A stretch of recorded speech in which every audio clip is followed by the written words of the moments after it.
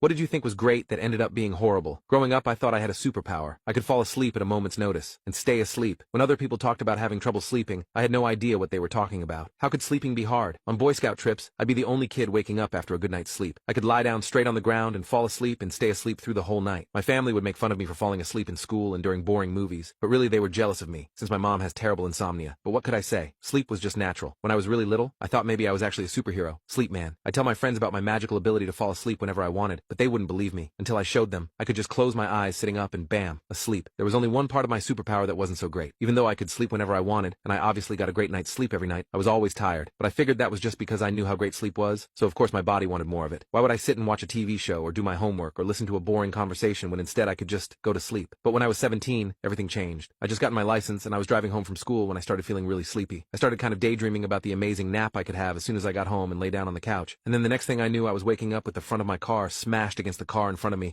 my arms bleeding and my whole body throbbing in pain. I was horrified. I always knew I could fall asleep in a second, but I'd always been able to control it. The worst part was that there was a little girl in the car in front of me, and she was seriously injured. After the paramedics checked me over, I had to contend with a whole investigation with doctors and the police to determine why I'd fallen asleep driving. They wanted to make sure I wasn't driving recklessly or drunk or something, but I wasn't. That's when the doctors figured out what had been going on my whole life and dropped a hammer on me. I didn't have a superpower. I had narcolepsy, because I had an undiagnosed medical condition. I didn't get in trouble for the accident, but I have to live with the fact that I'm the reason a little girl is in a wheelchair for the rest of her life. And of course, they immediately revoked my license. It's not safe for me to drive because there's no telling when I'll fall asleep. There are jobs I can't work because it's not safe for anyone to have to rely on me to operate a machine or do really anything at a specific time. I always wanted to be a teacher, but I can't risk falling asleep and leaving a room full of kids unattended. This gift I thought was so great ended up ruining my life and an innocent kid's.